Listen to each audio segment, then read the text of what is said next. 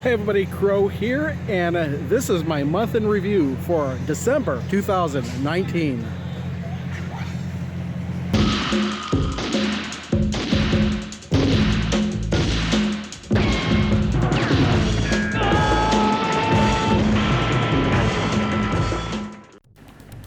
Alright, so you may have noticed right off the bat I've made a few changes. Originally, the month in review was just supposed to be this really quick video I made at the end of the month, just so I would have things to talk about other than pinball. But the last two episodes I liked making so much that I decided, you know what, let's do some things different and let's put a little bit more effort into it. So this, if you have watched my channel for quite some time, is kind of more like what I used to do for a pickups video, and I used to spend a lot of time on the pickups videos. So now once a month I'm spending I think I'm going to be spending a lot of time on these videos just because I like them. So you can see that I've kind of changed. I was using my webcam for the first one, and I used my old camcorder for the second one, and I'm still using the same camcorder. I just kind of moved it over. I was like, well, now that I'm not using the webcam anymore, I could pretty much do it wherever I want. So now I'm back in front of my pinball machines. As you may have noticed, I had a new intro. It's basically an old intro that I created that I hardly ever used, but I really liked it, so I kind of am fitting it in. And if you were watching the stuff in the intro, it's kind of like a little bit of a preview of the stuff you're going to be seeing in this video. And hello. Yes, hello again, the time machine. He's back. If you used to watch my old videos, you know that this thing used to interrupt me all the time. So he's back. He's going to be interrupting all the time. Another thing you're going to see is the different sections of this video, which are going to be pinball related, my own videos, the Q&A, and what else is there? I have to look at my notes now. Pickups and what I've been playing. Each one of them is going to have their own little separate minor intro that I've kind of taken from videos I've done in the past, maybe cleaned them up or edited them. But if you've been a long-time viewer of this channel, you're going to see some familiar stuff. You look in the description, I'll have timestamps for the 5 major sections. But the first one here is going to be pinball-related stuff that I saw. The time machine is waiting. Now again, this may not be all the pinball related stuff in the world, just the stuff that caught my attention or that I'm a part of. And we're just going to start with the digital pinball stuff to begin with. And the very first thing is the Zaccaria VIP tournament entry that I did on the first of the month. And the reason I did it as early as possible is just because I was going on vacation. I was gone for a week or like 4 days or whatever. I went to Walt Disney World.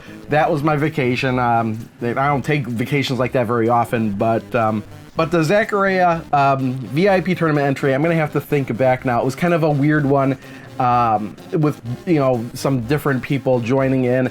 I just did it as quickly as possible. I didn't come in last, but I didn't come in first. I think I was right in the middle. But it was an interesting setup where we had to play 3 tables, and they were all EM machines. You're gonna have to forgive me for forgetting exactly which machines they were, because okay, it was like a month ago. But what would happen is that you'd play 3 machines, and then you would opt to play a survival game on another machine. I think it was Woods Queen was the survival game, and for every point you got, that was equivalent to 100,000 points.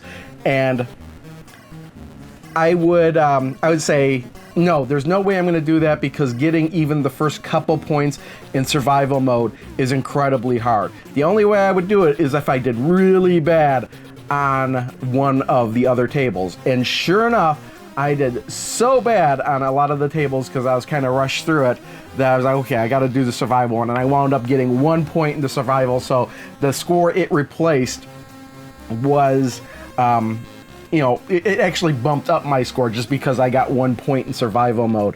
But the interesting thing is that plenty of other people I know tried the survival mode too and wound up getting 0 points.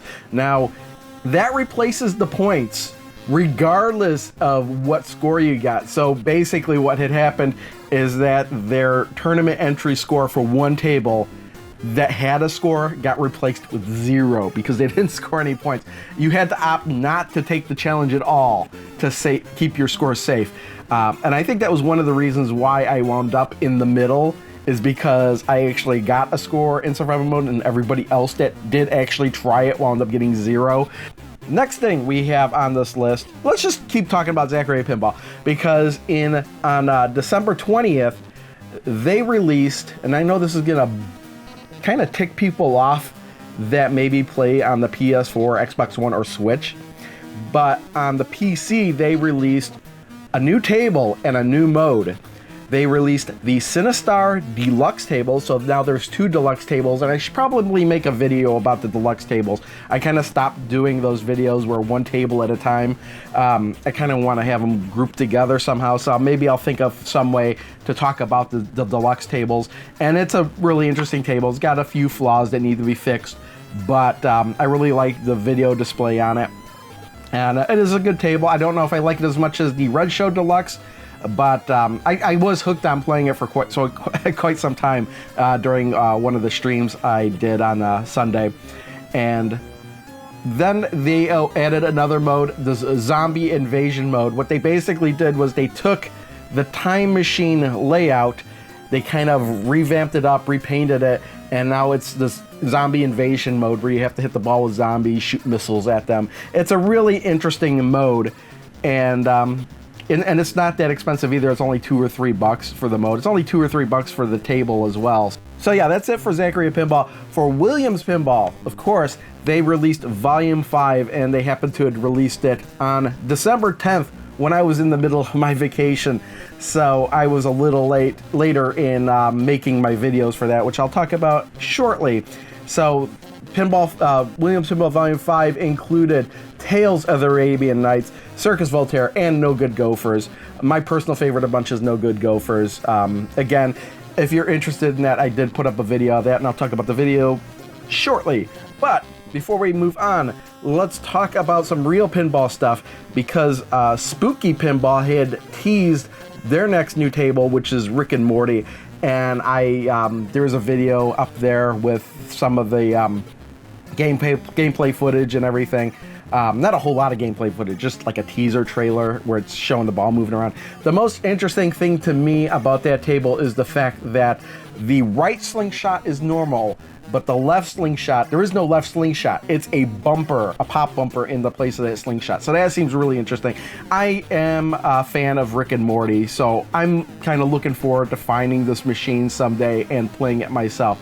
And maybe quite some time. I know I'll probably see it for sure at the next Pinball Expo, but that's not going to be till October. The only way I'll probably see it beforehand is if I go to Midwest Gaming Classic and they happen to have it, or if for some reason Galloping Ghost Pinball winds up getting it, because they like getting stuff like that apparently. And then the other pinball machine that was released was Stern's Stranger Things Pinball, and they had come out with a pro version, a premium version, and a limited edition.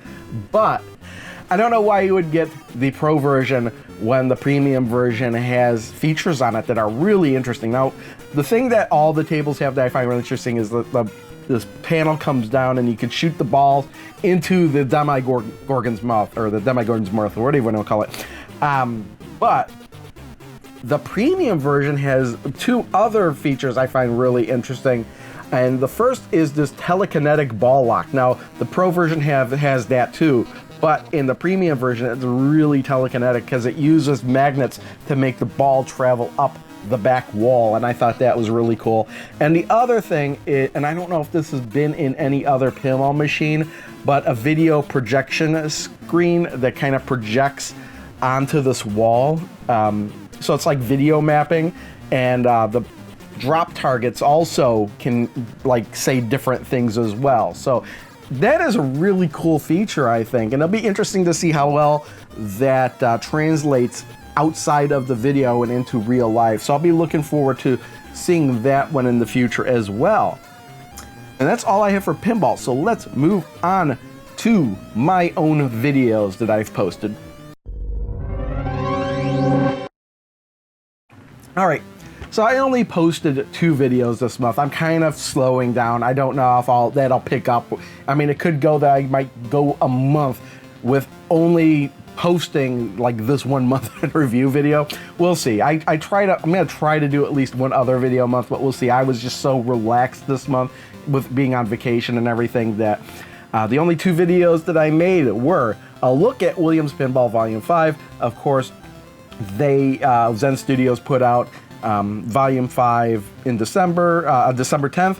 And when I got back from vacation, I started working on that video. I already had some footage. I got some more footage, and I put together the video. So check that out if you want to know what I thought about those tables in Volume 5, which again was Tales of the Arabian Nights, Circus Voltaire, and No Good Gophers. And then, a couple days before Christmas, I got up my video for What's Censored in Williams Pinball Volume 5. So basically just a video showing the differences between the censored and uncensored versions of the tables in Volume 5. And I've done that for every other table pack Zen Studios has put out so far.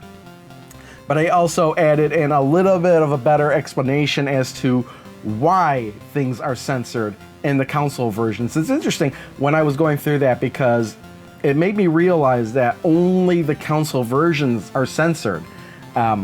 Well, I say that with an asterisk because the Steam version you could choose between censored or uncensored. The mobile versions are just uncensored. And then I found out there's a Mac OS version, and it's actually, all those tables are coming out under Zen Pinball too, which is why I had no idea about it. But those are completely censored as well. So basically, if you want to play Williams Pinball uncensored, you've got to do it on PC on Steam. Other than that, and that video kind of goes into a 4-minute explanation as to why that is. So watch that video if you're interested. I'm not going to explain it all here. And those were the only videos I posted this month, aside from the one that you're watching now. So let's talk about questions and answers. Questions. I need answers. All right, this month I only had 2 people ask questions. So again, if you want to ask me a question that I'll answer in one of these videos, go ahead and just type your question in the comments and I will make a note of it. So, firstly, we've got Jollytown Gameplays asking me, am I planning on getting PSVR? The answer to that is I never planned on getting it. It would have to be extremely cheap for me to get it. I'm talking about maybe under $100. I'm not really into the VR thing. I've tried it. It's interesting, but it's not the kind of thing that I'm that interested in. Mainly because when I go play a game, I just want to sit down and play a game. I don't want to have to put on gear to do it. I just want to relax, play a game, and that's pretty much it. I can understand people getting all into the VR thing. Don't get me wrong. It's not like I'm sitting here saying, I don't know why people want VR. I know why people want VR. It is interesting. I just want to sit and relax when I play a game. I don't want to put on a helmet. I don't want to have to worry about hitting things around me. I want to be aware of my environment when I'm playing a game, pretty much. So again, I'm not saying I'd never get one. I'm just saying that the moon would have to align and the price would have to be, the planets would have to align, and the price would have to be extremely cheap before I got into it. And I'm not just limiting it to PSVR. If something like the Oculus Rift or the HTC Vive came up for extremely cheap, hey, I might look into that as well. And then the other questions we have are from Zachary Apimba, aka Mart. And he asked, what is your personal best on the Time Machine table, the real version in the room, the thing that is right behind me right now? And I would say that, okay, this is a really tough question to actually answer. I'd say my personal best is somewhere around 3 million. But here's the thing. My machine is not set up the same way the machine is in Zaccaria Pinball. The thing is, though, you could go, and this is true for almost every single pinball machine out there, with at least all the solid state ones, is you can go in and flip dip switches and change different settings in there. You can say, oh, the numbers in the back, when you hit one number, also hit the number next to it. So basically you're getting double shots for every one shot you're getting. You could say, oh, when you hit the special, get an extra ball, or give me 500,000 points, or something like that. You could change what the orange and the red specials actually are, whereas in the Zaccaria Pinball Machine, they're always the same, and you cannot change them. So, hey, Mart, you know, that could be an additional feature in Zaccaria Pinball. You could have different settings for each machine. You can make them easier or harder. And, you know, the manual explains all this. It's just a really pain for the Zaccaria pinball machines to change the dip switch settings, because you actually have to go into the back glass to do it. And then what you have to do is you have to switch one switch, turn it on, make your setting changes, and then switch the switch back to the other way. It's a long, complicated process, and I hate doing it. It's not as simple as just opening the door, going into the menu, making changes. No, they made it's really tough, because you got to mess around with the dip switches. And it's not just flipping the dip switches. You have to flip one dip switch and then make your settings, and then kind of save them, and then switch the settings back. It's weird. And the second question he asks is, if you could decide a theme for a real pinball machine, what sort of theme would you go for? Now, this is a no-brainer for me. I would go with Mystery Science Theater 3000. I am obsessed with the show, and I would just like to have a Mystery Science Theater table. And I would actually like if maybe Zen Studios did that as well, like would have a Mystery Science Theater pack, and they could create 3 tables. They could have one for the Joel era, one for the Mike era, and one for the Jonah era. Hello. And I don't know, that's what I would like. But the Elvira's House of Horrors actually is a lot like that, if you think about it, because it's got a lot of the movies that they actually did in Mystery Science Theater as part of that, along with the snarky comment and everything. But so yeah, I would still say Mystery Science Theater, but again, there's other, you know, themes that I like you rarely see pinball machines based on anime, and my personal favorite anime is JoJo's Bizarre Adventure. I'd love to see like something like JoJo's Bizarre Adventure as a pinball machine, or if you want to just go way more popular, way more mainstream, Dragon Ball Z. Why not Dragon Ball? Why not a Dragon Ball pinball machine? I'm sure somebody's done a homebrew of that at one point. But yeah, you could go on and on and on about the things I like, but if I had to say top 2, I would go JoJo's Bizarre Adventure and Mystery Science Theater 3000. And that's it for the Q&A. And again, if you want to ask your own questions, leave them in the comments before. I make a note of it, and they will be in the next video, unless I really don't want to answer them. So now let's get to my pickups for December. All right, pickups. There's quite a bit of stuff here, mainly because Christmas and mainly because of Christmas. So let's get started. As I mentioned earlier, I did go to Walt Disney World, and I had a really good time there. My favorite part of the trip was in Hollywood Studios Galaxy's Edge. I really didn't have high hopes for it, but I really enjoyed it, and I picked up my major souvenir from Galaxy's Edge. And what's funny is that I knew they had build your own lightsaber. What I didn't know, and what I stumbled upon, was a shop where you could build your own droid. And that's exactly what I did. This is my droid that I built. I'm gonna turn it on. It cost $100, but I figured, you know, I really haven't bought any other souvenirs. So I'm gonna spend the $100 to build this thing. So you turn it on, it does have a remote here, and makes noises, and again, his head turns. I got the remote here. Again, you can his wheels move. He rolls around and everything. Yeah, basically the way it works is that you go in, you pay your $100, you go to a booth, but it's by a conveyor belt, or at least a section or whatever. They kind of tell you, go to the spot. And then all these droid parts come down on a conveyor belt, and you pick what you want. You find the pieces you want, you put them in a basket, and then you go to another station where they help you build it. Now, it's not really complicated to build it. You just for this in particular, you snap the head on, you put the legs on, there's a little screwdriver that's hanging, you just go bzz, bzz, bzz, you screw it all in, pop this in, put the little details on, and then you tell the guy you're done, and then they put it in a little box and they activate it, and then they test it out for you, and you're on your way. And then I basically immediately went into the next room and shipped this home because I didn't want to take it on the plane with me. And if you're curious, this thing is about 1 foot high. And immediately after I did that, my wife, who's not really a Star Wars fan at all, said, "Hey, I want to make a droid too." So we went back through the line, and I bought her droid for her.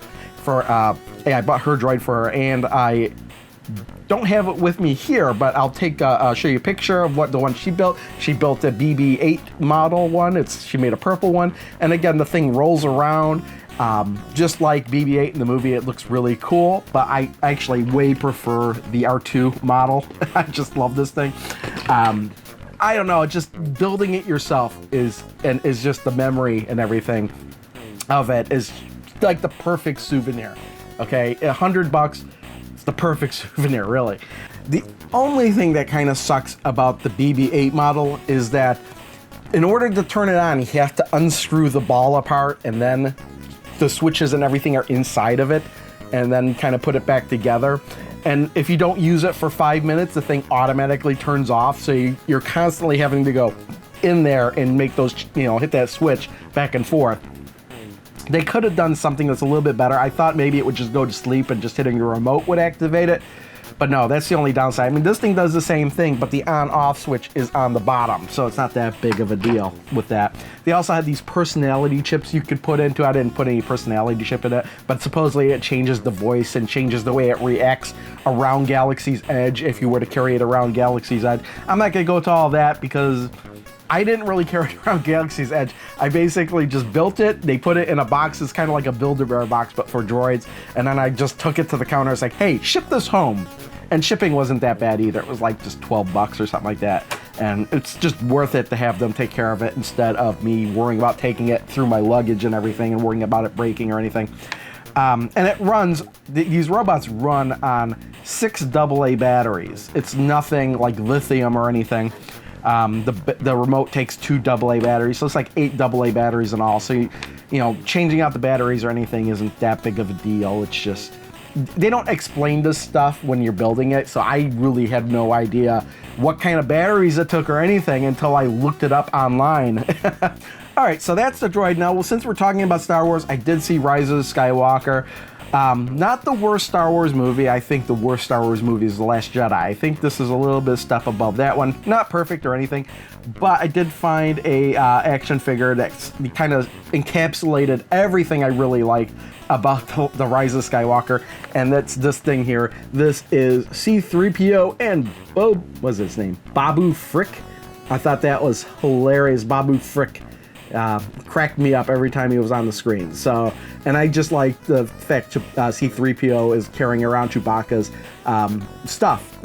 So that's actually in the movie, and that's pretty much everything I liked about the movie. The best things about the movie, I thought. Again, not the greatest movie, and again, I didn't actually find this in the store. My wife brought this up, and I went to the store to find it, and I couldn't find it. So I just had it shipped. This is a Target exclusive, by the way. So I was like, okay, I bought it and had it shipped to a store nearby, and I picked it up. So that's all the Star Wars stuff. As for games, okay, I bought these. Oh. The time machine is waiting. That's right. He makes noises when he goes to sleep, and he makes noises all the time. All right, for games, I actually was at GameStop and I picked up a couple games there because I forgot they were released entirely. This is before I went on my trip, but I did buy Persona 3. What's this called? Persona 3 Dancing in Moonlight. Well, now I'm getting glare. I thought I was taking care of that with the lighting I set up here. So anyway, this is, I got Persona 4, can't remember the subtitle, the Dancing in Moonlight? No, I don't remember the name of that one. This is Dancing in Moonlight. And I remember they were coming out one with Persona 3, and I was like, okay, I'll get that. And then also Persona 5, Dancing in Starlight. So I really like the music from the Persona games, and these are rhythm games. So, yeah, I just had to get them. They were $30 each. A lot of people complained that, hey, these could have just been one game and they're just selling them separately. But hey, these were $30 each new, so $60 one game. I kind of can see that. So, yeah, I don't know when I'll get to play these, because I did buy another rhythm game too that I really liked, and I'll get to that shortly. But another game I got in the mail was Battle Princess Madeline. And the reason I got this is because I funded it on Kickstarter, and I selected the PS4 version. And I know this is out on Switch, but I don't think I knew it was going to be out on Switch at the time I did the Kickstarter. So I kind of wish I got the Switch version. In fact, in my mind, I thought I had the Switch version through the Kickstarter, but apparently I don't think that was an option back when this was on Kickstarter. So, well, I got it on PS4. That's good enough. I'm not going to rebuy this on Switch. But, again, it looked really interesting, being a Ghosts and Goblins type looking game. So I went, this is back when I was jumping on Kickstarters left and right. So, like, Bloodstained was one of those games, Shenmue 3 was one of those games, and this was one of those games as well. So, finally got my physical copy of that through the Kickstarter. And then there was the Steam Winter Sale, so I did buy a few games from the Steam Winter Sale. I don't have anything to hold up there because they're digital games. I did buy Jackbox Party Pack 4 and 5 because I was like, oh, I don't have 4 and 5, and that'll get me caught up with all the Jackbox games. And then a few days later, I realized, wait a minute, I don't have 6 either. Oops. And so I went back and bought 6, so I have Jackbox Party Pack 4, 5, and 6, so that means I have all the Jackbox Party Pack games. I'm thinking about maybe streaming those one day. Just let me know in the comments if you're interested in if I stream Jackbox Party Pack, anything. Just because it is the kind of game that anyone could play through a cell phone or anything, so that seems to be popular on Twitch or something like that, just streaming those games and have people play along. Also, I bought a Bike Driver. This was like a really, really cheap game. It was a couple bucks. It looked really cool with the vector graphics. So I went in and dove in, and I haven't played it at all yet. But the game I did buy and wound up playing quite a bit was Groove Coaster, because I really didn't know much about it other than it was a rhythm game that was made by Taito. And it looked really interesting, so I bought it. And I got hooked on it. I played it for a while. I actually played a little bit of it on stream as well. The only thing is that what's weird about the game is that it was originally a cell phone game, and then an arcade game, and then it came to Steam.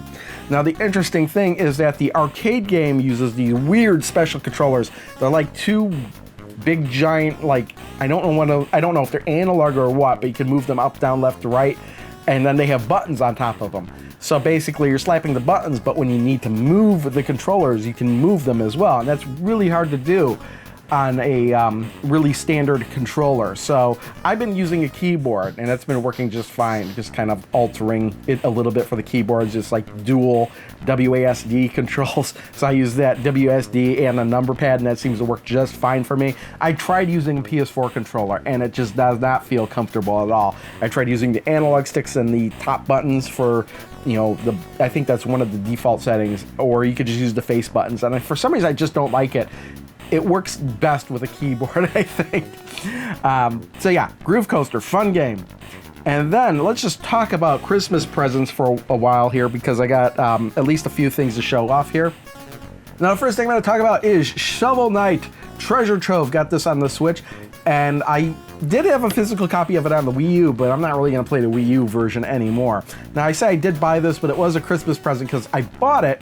And it's weird, I bought it off a broken Amazon page, and after the game was released, I still didn't get it, and I looked, and it was like the Switch version, but for Xbox. It had a picture of the Xbox One on it, and I'm like, that doesn't make any sense. And then I wound up just ordering the right version, and then when I got it, I was like, oh, this could be a Christmas present if you want to give this to me. And then my mother-in-law took it, gave me the money, and then just gave it to me for Christmas. So This was $40. The reason I realized that this was out was because I had pre-ordered 2 years ago the amiibos for this. It's like the King, was it the Knight King, Shuffle Knight, King Knight, Plague Knight, and the other one I can't remember. And I opened that up.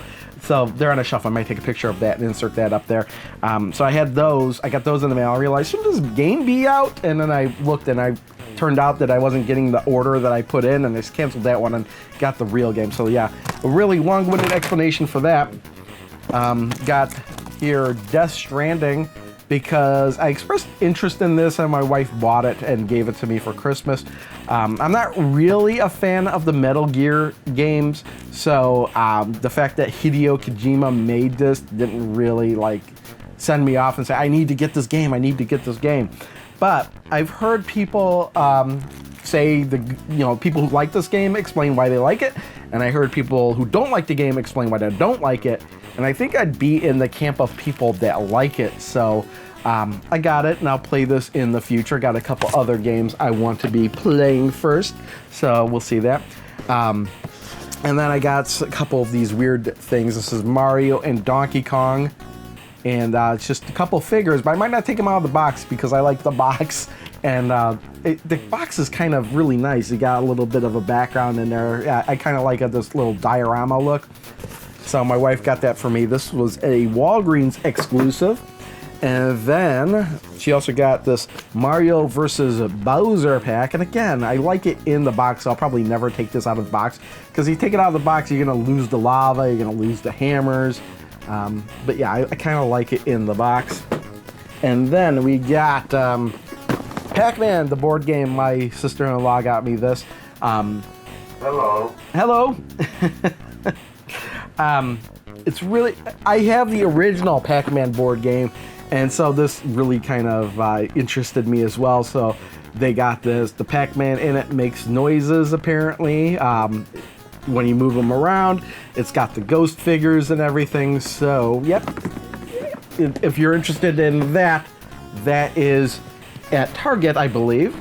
And then my wife got me, I don't know where she got this. This is a Atari 2600 Centipede board game. I don't know why it's Atari 2600. It doesn't have to be Atari 2600. It could just be Centipede. But the box looks like an Atari 2600 game. So, yeah, 2 to 4 players. So again, I haven't even opened this out of the shrink wrap, but it looks pretty interesting. So we got Centipede, the board game. And then you could see it in the background over here, but I did get a a Pac-Man roller coaster. Now, actually, I bought this for myself. It's funny, I went to Walmart for some reason. I needed to get something for my wife, and I was looking around, and I found the whole big display for this, and I was like, oh, look at that. I wonder how much it is. I was carrying it around the store, and I finally scanned it, and I was like, $30? That really isn't bad at all. I'm just going to buy this. And literally yesterday, I spent about 4 hours building this, and you're going to see some footage of it going now. And I did lose a piece, but I seem to get it to work around there. The piece is going to be around here somewhere, but well. But yeah, that was everything Christmas related, all the pickups related. So let's just move on to what I've been playing.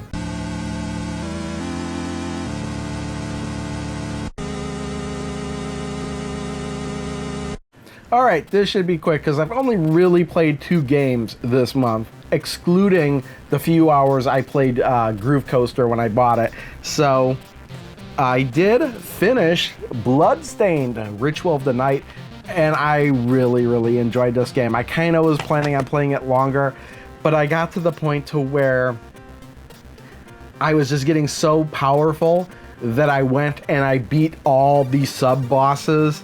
And then when I did that, I realized, oh, I should probably just beat the game now. I don't really need to. I mean, I finished all the quests, the side quests. I found all the lady all her food that she wanted. I found the lady all the items she wanted. I beat up all the monsters that other lady wanted, including IGA, who's supposed to be the hardest boss in the game. So yeah, I was able to take him down by just being overpowered. And then I beat the game. And then I realized, and then I went back and I finished a couple other achievements because I realized there was like one little speck of the castle I missed. So once I got that, I wound up getting the 100% achievement for the castle. And then there was one demon I didn't fight, as because I totally missed fighting the librarian OD. So I went and I fought him. And then what's nice is once you beat him, you get really overpowered, because then you can just take out all the books and just boost yourself up, 23 times over. It's crazy.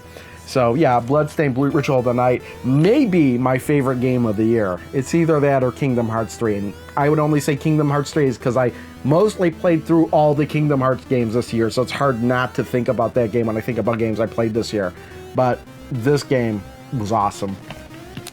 And then finally, I started playing Golf Story. I was originally going to start playing Shenmue 1 and 2, the HD remakes.